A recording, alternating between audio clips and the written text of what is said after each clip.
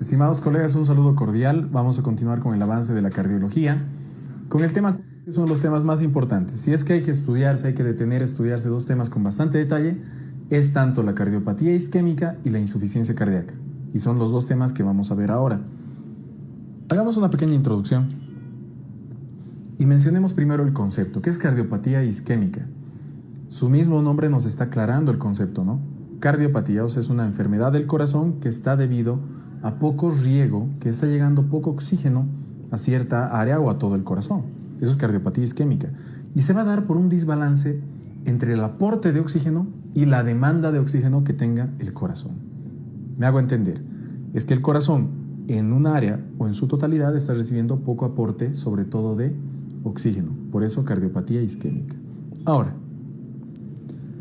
antes de repasar, para que más adelante nosotros entendamos de una manera más fácil la interpretación del electrocardiograma y demás, acordémonos un poco de la anatomía, de la irrigación del corazón per se. El corazón tiene que estar irrigado por dos arterias, y eso lo sabemos desde la universidad. El tronco coronario izquierdo y el tronco coronario derecho, o sea, la coronaria izquierda y la coronaria derecha. Y es fácil dividir el corazón, bueno, un corazón izquierdo y un corazón derecho para su mejor entendimiento. El corazón izquierdo, ¿cómo estará irrigado? Obviamente por el tronco coronario izquierdo, o la arteria coronaria izquierda, ¿no? Esta arteria coronaria izquierda va a tener dos ramas, una que va a ser la descendente anterior y otra que va a ser la circunfleja. Entonces nos acordaremos, el corazón izquierdo está irrigado por la coronaria izquierda y esta coronaria izquierda tiene dos ramas, la descendente anterior y también va a tener la circunfleja. Esta descendente anterior va a tener dos ramitas, una que irriga el tabique interventricular y ¿cómo se dice tabique? También se dice septo, entonces estas ramas son las septales. Y otras que van a ser las ramas oblicuas. Estas oblicuas van a irrigar la cara anterior y lateral del ventrículo izquierdo. Ya, hasta ahí estamos hechos y vamos a hacer un pequeño resumen. Corazón izquierdo, tronco coronario izquierdo, de ahí sale la descendente anterior y la circunfleja. De la descendente anterior van a salir las septales y las oblicuas. ¿Para irrigar qué? Tanto el tabique interventricular y la cara anterior y lateral del ventrículo izquierdo. Luego vamos a la otra rama del tronco coronario izquierdo que va a ser la arteria circunfleja. Y esta arteria circunfleja lo que va a tener es una rama que son las marginales y estas marginales van a irrigar tanto la cara lateral y posterior del ventrículo izquierdo. Ahora, tenemos la coronaria derecha para el corazón derecho. Esta arteria coronaria derecha va a tener dos ramas, unas que van a ser las marginales agudas y otras que van a ser las interventriculares posteriores. Estas marginales agudas lo que van a hacer es irrigar la pared posterior del ventrículo derecho. Volvamos a repasar esta parte. Coronaria derecha tenemos las marginales agudas y la interventricular posterior. Marginales agudas, la pared posterior del ventrículo derecho, porque ya estamos hablando de tronco coronario, ¿no? Derecho. Y la rama que es la interventricular posterior. Esta tiene dominancia. ¿A qué me refiero con la palabra dominancia? Que tiene tanto una rama para el lado derecho y para el lado izquierdo del corazón, pero la que más sangre recibe es la dominancia derecha, o sea, la dominancia del corazón derecho. El 75% de la interventricular posterior irriga el corazón derecho, el 75%, y solamente el 25% va a ir a irrigar el corazón izquierdo. Para entender un poquito más, veamos este dibujo. Es bastante, sencillo, pero didáctico a la hora de aprender. Aquí tenemos, ¿no?, la irrigación del corazón. Ahora, vamos a tener acá, tenemos la aorta, y de la parte de la aorta, pues vamos a tener este tronco, ¿no?, que es el tronco coronario izquierdo, y por este lado el tronco coronario derecho. Del tronco coronario izquierdo tendremos la descendente anterior, con sus dos ramas que ya hemos mencionado hace un instante. Una que va a ser la interventricular, o que va a ser, en esta parte del tabique interventricular, que es la septal, y luego vamos a tener las otras ramas que van a ser las oblicuas. Y también vamos a tener la arteria circunfleja, ¿no? Y del tronco coronario derecho que vamos a tener las marginales agudas y que por atrás vamos a tener la interventricular posterior y que va a tener solamente un 25% de dominancia en el lado izquierdo y la dominancia mayor de un 75% la tenemos en el corazón derecho. Una de estas ramas se puede afectar y va a repercutir con distinta clínica y también en su interpretación en los laboratorios. ¿Cuáles son los factores que van a desencadenar esta cardiopatía isquémica? Hay varios factores, hay modificables, no modificables, causas que disminuyen el aporte y otras causas que aumentan la demanda. Ya habíamos dicho hace un momento, es un desbalance entre el aporte de oxígeno y la demanda del mismo. Ahora, pero hay otros factores que también son de riesgo. Algunos son modificables y otros no son modificables. Como por ejemplo, un factor modificable. ¿Le puedes decir a una persona que deje de comer sal? Sí, es un factor modificable.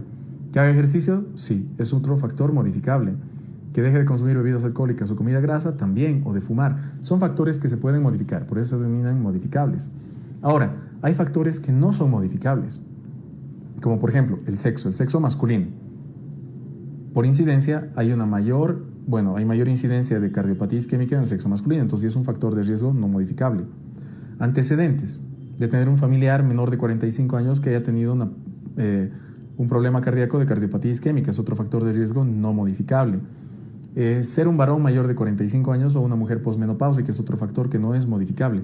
Entonces, estos factores son alteraciones, o factores, mejor dicho, que no se pueden modificar.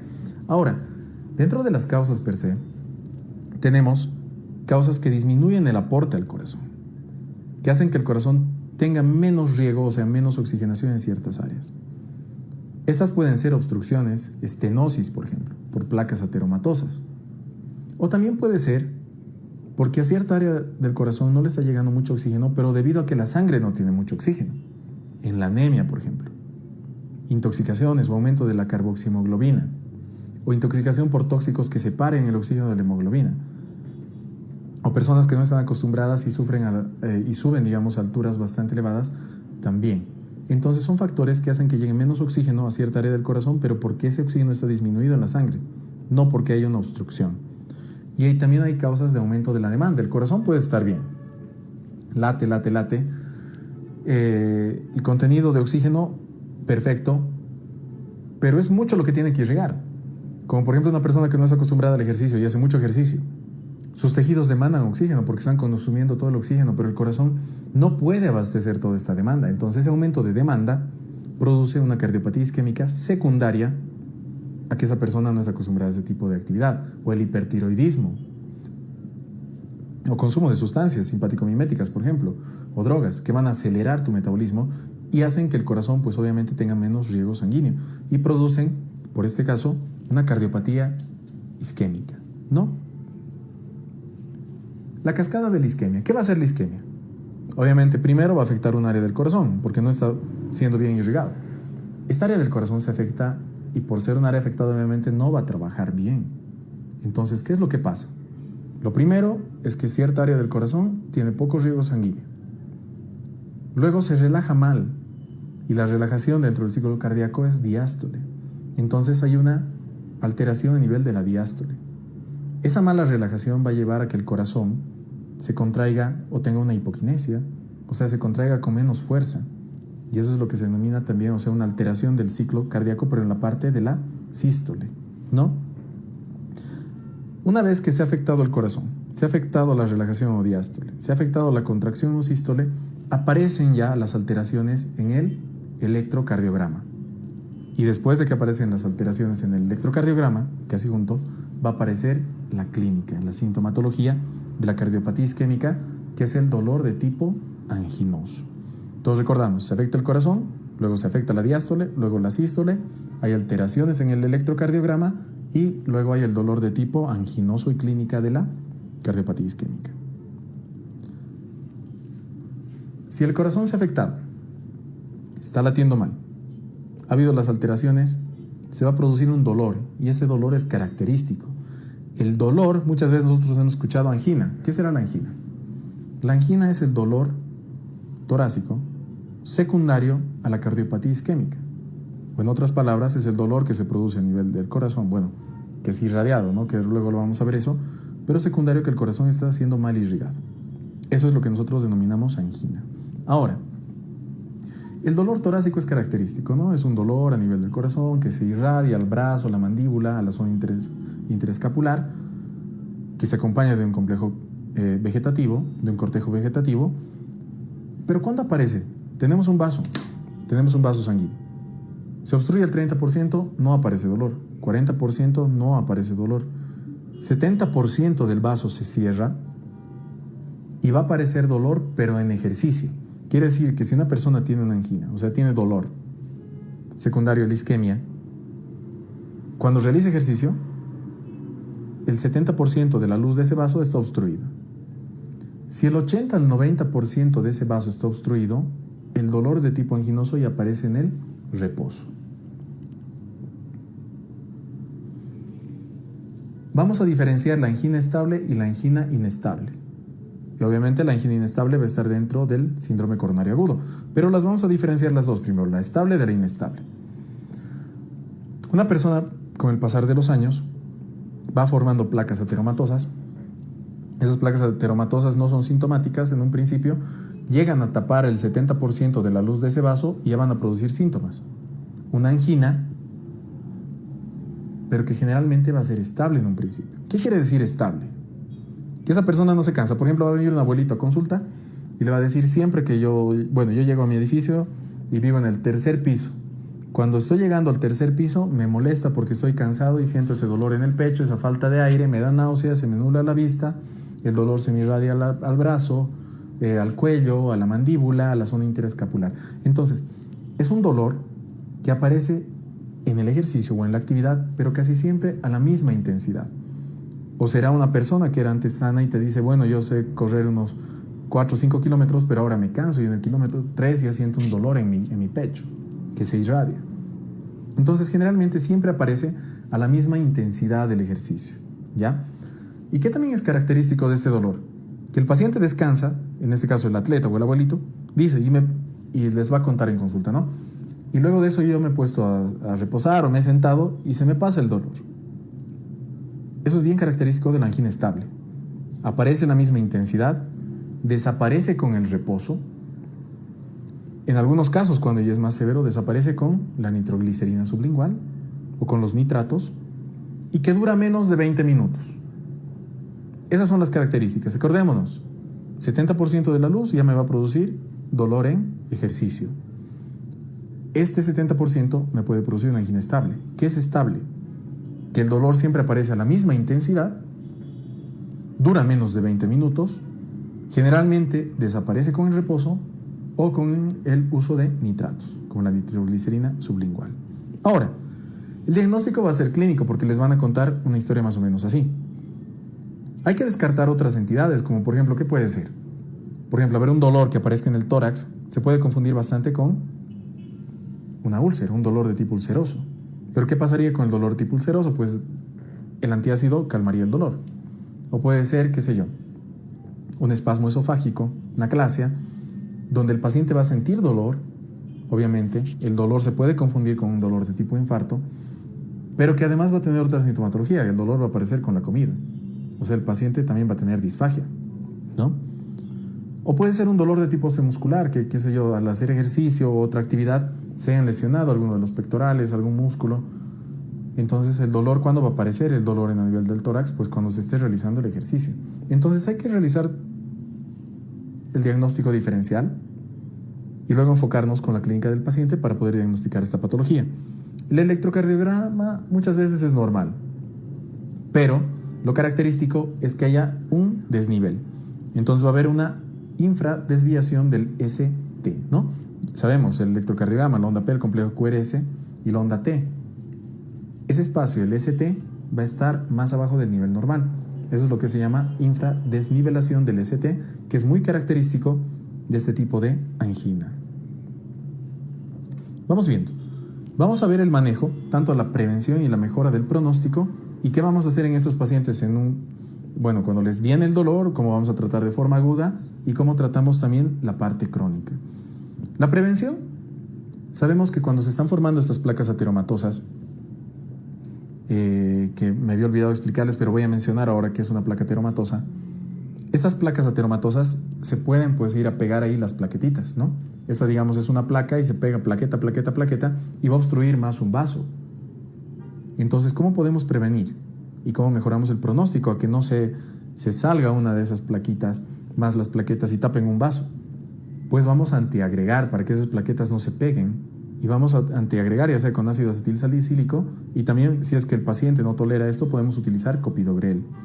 En estos pacientes, como ya son pacientes con riesgo cardíaco, utilizamos la atorvastatina, la rosuvastatina o cualquiera de estos agentes, o sea, las estatinas, para disminuir el LDL menor a 70, porque eso es lo que se aconseja en pacientes con riesgo cardíaco. Eso en cuanto a la mejora del pronóstico y a la prevención.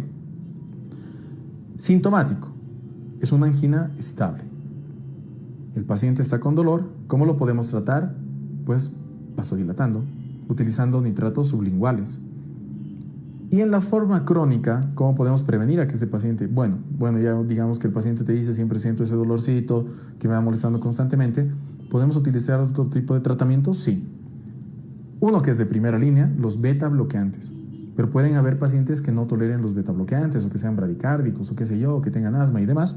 Podemos utilizar calcio antagonistas, nitratos y también la evibradina.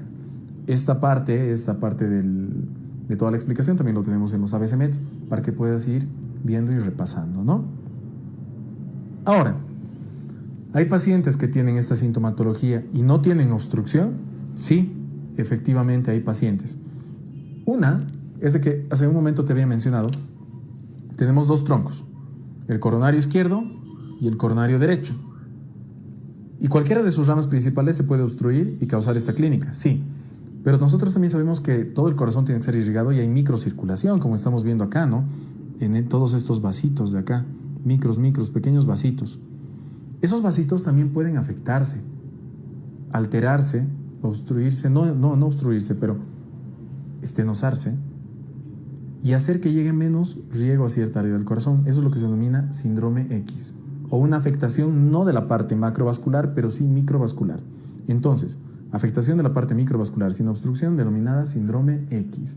El manejo es el mismo que el de la angina estable, pero es un poquito más rebelde esta patología. Ahora hay otra que es vasoespástica y esta se da en jóvenes. Y lo interesante es que, digamos, va a venir un paciente joven a tu consulta, se le pueden hacer estudios como una coronariografía, pero el paciente no tiene estenosis. No hay una obstrucción, no hay una placa que esté tapando ese vaso. Pero ¿qué pasa en estos pacientes? Sobre todo de noche, cualquiera de los troncos o sus ramas principales tienen un espasmo, se cierran. Y entonces va a haber la clínica del angor, o sea, de la angina, el paciente se va a sentir mal, va a tener un cortejo vegetativo, o sea, náuseas, vómitos, etc. Y es porque ha habido un espasmo. Y ese es el síndrome conocido como Prince-Metal, ¿no? Entonces, cuando escuchamos esta enfermedad, es un paciente que tiene obviamente una angina, tiene una obstrucción, tiene cardiopatía isquémica secundaria al espasmo que sufre algún vasito sanguíneo, ¿ya? Ahora, se da en jóvenes, generalmente es nocturno. Puedes utilizar la ergonomina para simular este cuadro. Generalmente se utiliza eso para el diagnóstico. Se aplica ergonomina al paciente y eso va a producir el espasmo. Entonces se puede diagnosticar esta patología porque eso va a repercutir en el electrocardiograma y pues nos daremos cuenta de que esa es la entidad que está causando la clínica en el paciente. El tratamiento, calcio antagonistas. ¿En qué difiere del otro tratamiento? Es que en este tipo de patología no se utilizan los beta bloqueantes. ¿Por qué? Porque se ha demostrado que los beta bloqueantes producen o pueden llegar a producir espasmos en los vasos sanguíneos. Entonces van a empeorar la clínica del paciente. Ya hemos mencionado lo que es la angina estable y obviamente tendrá que haber otra entidad que es la angina inestable. Y será lo contrario del anterior. Hemos dicho que en la angina estable pues aparece la misma intensidad, dura poco, desaparece con los nitratos y etc. Pero la angina inestable es todo lo contrario, va a ser un dolor de tipo anginoso igual, o sea, va a ser un dolor torácico irradiado al hombro, al brazo, a la mandíbula, a la zona interescapular, pero que aparece de forma rápida, que el paciente antes no la tenía o que tiene una evolución bastante rápida o que ha aparecido después de un infarto de miocardio. Eso es lo que nosotros denominamos angina inestable. Aparece en el reposo, es de muy rápida evolución o que recientemente ha aparecido sin que antes haya una angina estable o que ha aparecido después de un infarto agudo de miocardio. Ahora, ¿cómo se podrá diagnosticar? En estos pacientes que van a venir con dolor torácico y con toda esta característica de angina, se les realiza una coronariografía. En la coronariografía pues se verá uno de los vasos estenosados. También se le puede realizar una ergometría. ¿Qué es una ergometría? Es que el paciente te va a decir, antes yo era deportista o soy deportista y aguantaba todo un partido, pero ahora ni 5 minutos ya me viene el dolor y estoy mal. O sea que ha sido de muy rápida evolución. Sospechamos de una angina inestable, se le pide a la persona que se suba sobre una cinta, se le hace realizar ejercicio y se miden tres cosas: la frecuencia cardíaca, la presión arterial y el electrocardiograma. Entonces esa persona, al aumentar su actividad física, va a producir esta isquemia, va a producir el cierre de uno de estos vasitos, se simula, se ve en el electrocardiograma y se diagnostica la angina inestable porque se está reproduciendo en la cinta. Esa es la ergometría. Ahora, hay personas obviamente que no les puedes hacer subir una cinta, una persona bastante añosa o que tenga un trauma, una lesión, etcétera, pero se puede realizar esto con una ecocardiografía de estrés. Esta ecocardiografía obviamente te va a ir mostrando las zonas que están mal irrigaditas, ¿no? Pero ¿por qué de estrés? Porque puedes utilizar dos fármacos, la dobutamina y el dipiridamol, que van a producir estrés, que van a producir bastante secuestro de oxígeno en el corazón. Al producir ese secuestro de oxígeno o estrés, van a simular esta clínica de isquemia también. Entonces, simula la clínica de isquemia, va a haber cambios en la presión arterial, en la frecuencia cardíaca y sobre todo en el electrocardiograma, y se puede diagnosticar la angina inestable, ¿no? O también con la gammagrafía de perfusión para ver qué lugares del corazón están mal perfundidos en cierto momento. También TAC de coronarios, pero que son menos utilizadas. Ahora, ya hemos diagnosticado al paciente. El paciente tiene una obstrucción en un vaso. ¿Qué tenemos que hacer? Pues desobstruir ese vaso. Ya sea que la obstrucción sea por un trombo o una estenosis o lo que sea.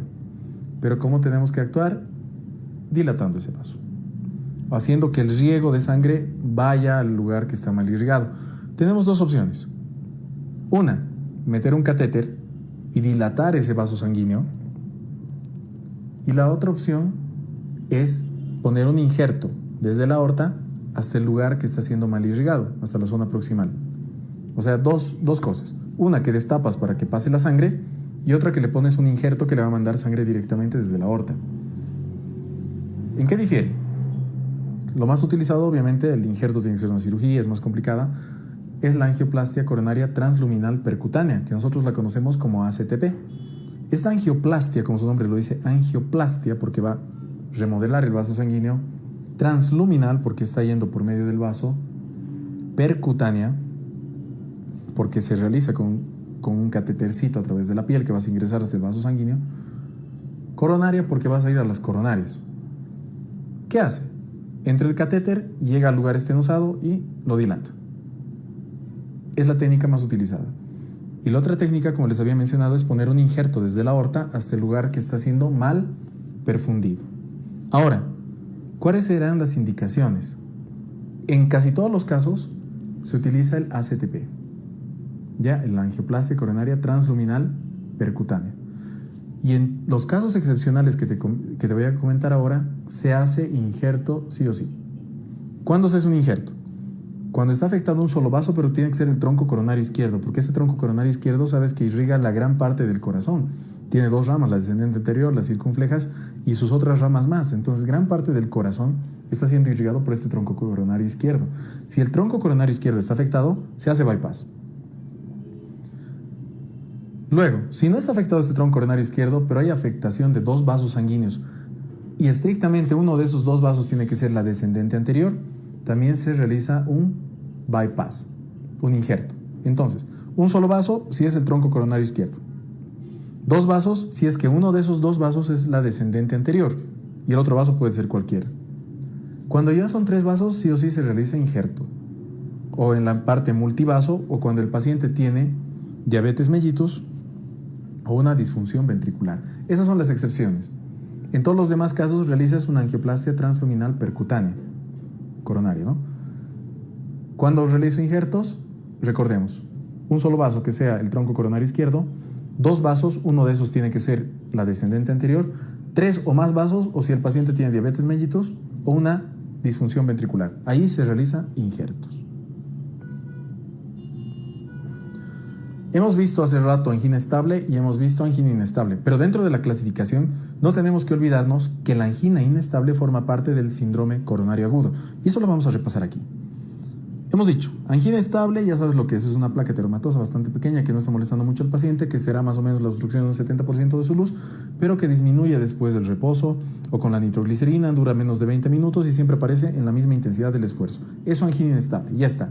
Ahora, síndrome coronario agudo, por algo se denomina síndrome coronario agudo, o sea, es un conjunto de signos y síntomas que aparecen de forma rápida en un paciente. Y no solamente va a ser la angina inestable, hay muchas entidades. Y van a ser tres que nos tenemos que acordar.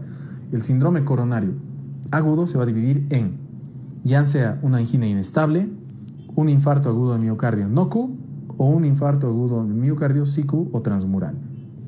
¿Y cómo diferenciamos estas? Acá en el gráfico podemos ver que puede haber ya sea un trombo no oclusivo o una placa que esté completamente cerrando ese vaso sanguíneo. Si ese vaso sanguíneo se ha cerrado completamente, es un infarto, que todos lo conocemos. O sea, sabemos, ¿no? Un trombo ha salido de cualquier lugar o una placa se ha roto y ha tapado un vaso sanguíneo completamente. Eso es lo que sabemos que se llama infarto agudo de miocardio. Se ha infartado una zona. De golpe no le está llegando el riego sanguíneo. ¿Y qué es lo característico? Todo el vaso sanguíneo está obstruido, como podemos ver en la imagen. Se denomina síndrome coronario agudo con elevación del ST, porque el ST se eleva en cualquier derivación de acuerdo a qué sector del corazón esté afectado. Ese es el síndrome coronario agudo con elevación del ST. Y va a producir un infarto agudo de miocardio transmural, porque todo el vaso sanguíneo está afectado. Obviamente los marcadores de daño miocárdico van a estar elevados. Ahora, ¿qué pasa si no está obstruido completamente el vaso sanguíneo, pero sí gran parte? Es un trombo no oclusivo, por ejemplo, como lo podemos ver acá. No cierra todo el vaso sanguíneo, entonces va a formar un síndrome coronario agudo sin elevación del ST, como podemos ver acá. Síndrome coronario agudo sin elevación del ST, porque no todo el vaso sanguíneo está obstruido. Y luego vemos las enzimas de daño miocárdico, sobre todo la CPK y la troponina. Estas enzimas están elevadas. Si es que estarían elevadas, ya lo denominamos infarto. Si es que estarían elevadas, es infarto agudo de miocardio, pero subendocárdico, no Q. ¿Ya? Vuelvo a repasar. ¿Es un trombo que no está cerrando completamente el vaso sanguíneo? Sí. Es un síndrome coronario agudo sin elevación del ST, porque no está todo el vaso sanguíneo cerrado. ¿Hay elevación de la troponina o de la CPK, o sea, de las enzimas de daño coronario, de daño del corazón, perdón? Sí. Entonces, si es un infarto, va a ser un infarto agudo de miocardio no completo. Entonces, subendocárdico, no Q. ¿Qué pasaría si este trombo es un trombo grande, no ha cerrado el vaso sanguíneo completamente? ¿Qué denominamos? Lo mismo, síndrome coronario agudo sin elevación del ST. Y nos hacemos la misma pregunta. ¿Pero las enzimas de daño cardíaco están elevadas? Y tu respuesta es no. Si es que no están elevadas, ahí sí vamos a denominar el cuadro como una angina inestable. ¿Ya? Entonces repasamos. Viene el paciente a tu consulta, desaparece el dolor rápido con nitroglicerina, siempre la misma intensidad, angina estable. Ya sabemos su manejo. Viene a consulta, el paciente está completamente mal, le realiza un electrocardiograma, una coronariografía, qué sé yo. El vaso está completamente tapado y además hay elevación del ST, infarto agudo de miocardio, transmural. Listo. Viene el paciente a consulta, está completamente mal, descompensado, tiene dolor torácico, cortejo vegetativo, etc. Realizas una coronariografía, ves que el vaso sanguíneo no está completamente tapado. Y no se está elevando el ST, es un síndrome coronario agudo, entonces sin elevación del ST. Pides enzimas de daño miocárdico.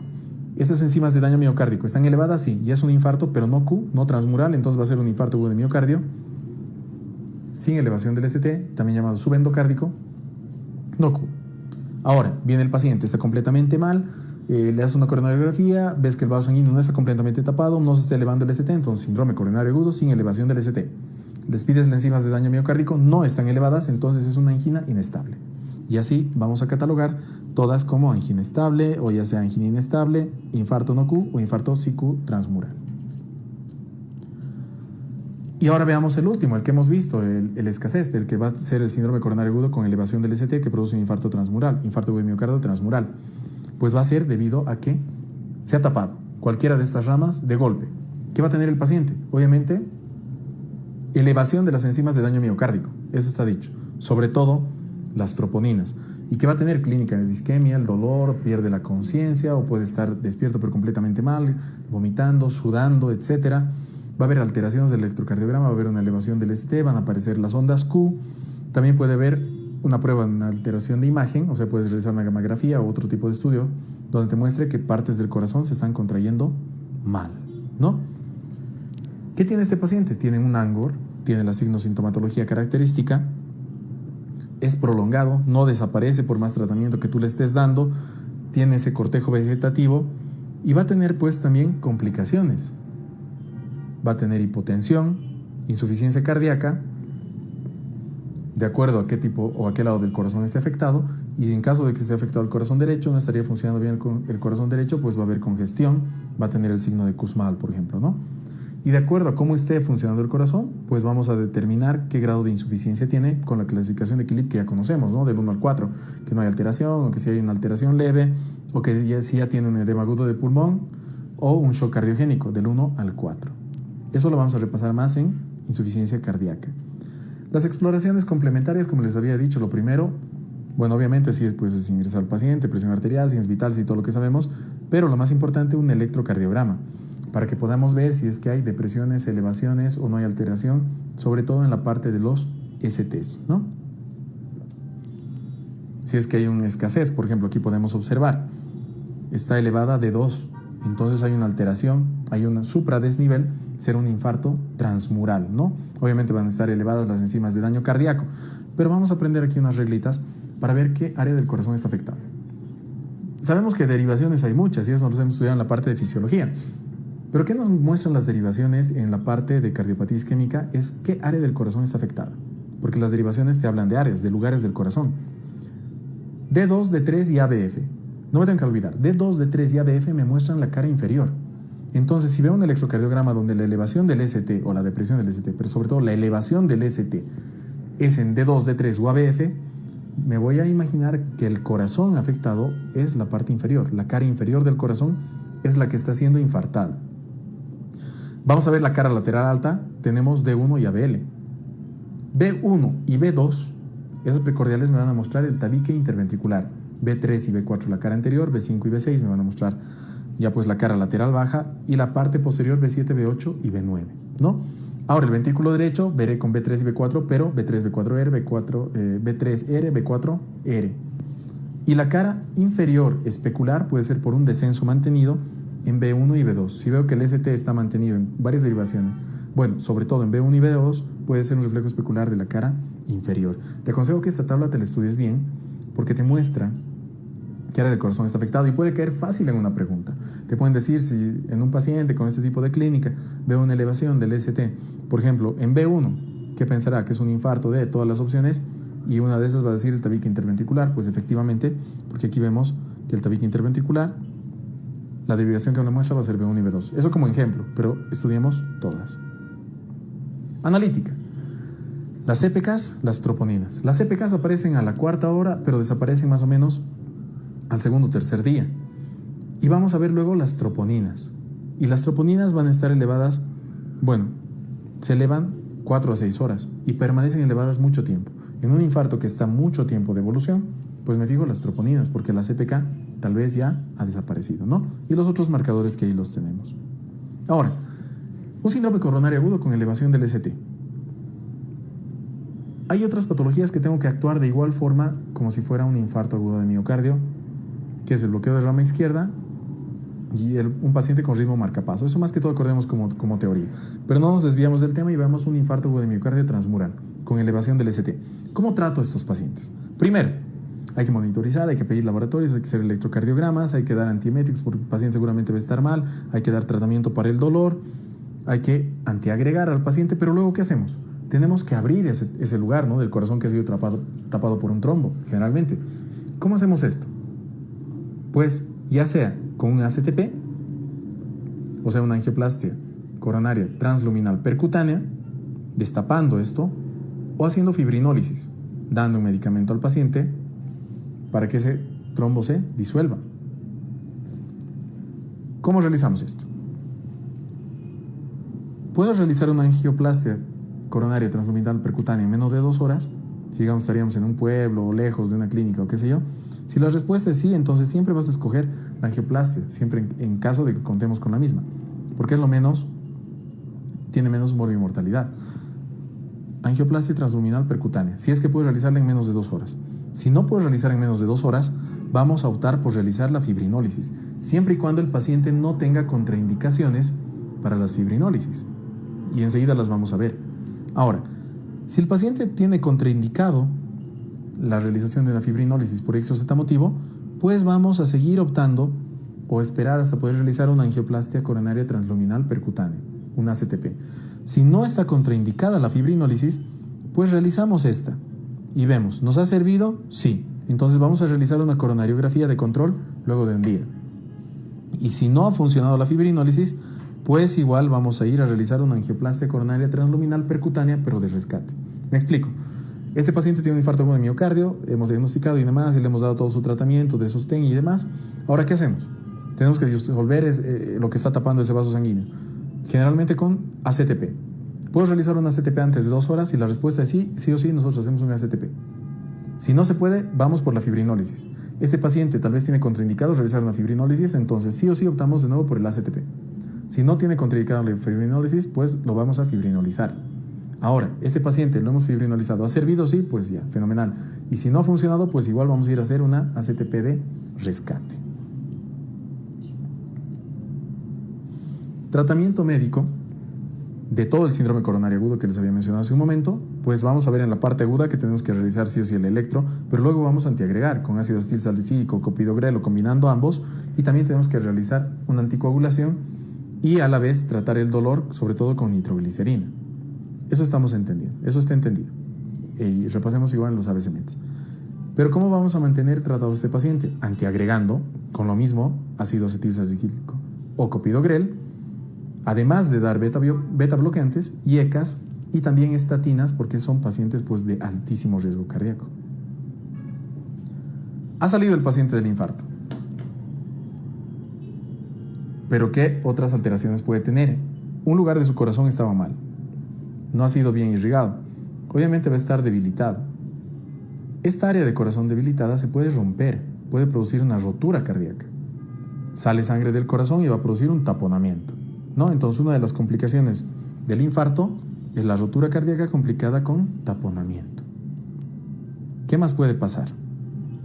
Este corazón que ha sido afectado por la mala perfusión puede ser que en la pared de uno de los ventrículos pues se forme un saco, lo que se conoce como aneurisma, ya sabemos. Y este aneurisma, ¿cómo lo vamos a tratar? Solamente con seguimiento bastante estricto del paciente, haciendo controles. Pero ¿cómo lo diagnosticamos? Este paciente, el corazón ha sido reperfundido, ya se ha normalizado el electrocardiograma, pero en su control vemos que hay una elevación del ST en B1 y en B4. B1 y B4 está constantemente elevado el ST. ¿Qué vamos a pensar? Sospechamos en aneurisma de carácter ventricular, ¿no? Ahora, puede haber daño en el lado derecho del corazón, infarto del lado derecho del corazón. ¿Cómo nos vamos a dar cuenta? Obviamente en el electrocardiograma, pues una elevación del ST en B3R y en B4R, pero a la vez indirectamente por los signos. Si el corazón derecho, que sabemos que es donde llega la vena cava inferior, la vena cava superior, el seno coronario, no está botando esa sangre, ¿qué va a pasar con el paciente? Se va a congestionar. Gran parte de esa sangre va a venir por la yugular, ¿no? Entonces va a haber el signo de Kussmaul. Cuando apretamos el abdomen de ese paciente va a haber mayor todavía, ¿no? Podemos ver esa ingurgitación venosa. Hay hepatomegalia, hay edemas. Este paciente no está funcionando bien el corazón derecho. Podemos ver en un electrocardiograma un ritmo taquicárdico con un QRS ancho. Podemos pensar en la complicación, si es que este paciente tiene un infarto agudo de miocardio, como taquicardia de tipo ventricular. Es otra complicación frecuente post-infarto agudo de miocardio. O que el pericardio en sí sea afectado. También puede haber una afectación netamente del pericardio, una pericarditis post-infarto agudo de miocardio. Y eso es lo que se llama patología pericárdica, síndrome de Dressler. Síndrome de Dressler es una patología o complicación, daño del pericardio luego de un infarto agudo de miocardio. Y el tratamiento es mediante corticoides, AINES y colchicina generalmente. No causa muchos problemas. Deja de pensar en la vida y resuélvete a vivirla. Hemos concluido un tema bastante complicado, bastante amplio, pero vemos que enfocando los conceptos más importantes vamos a llegar a contestar las preguntas el día del examen. Espero que haya sido de su utilidad y nos vemos en un siguiente tema de la cardiología.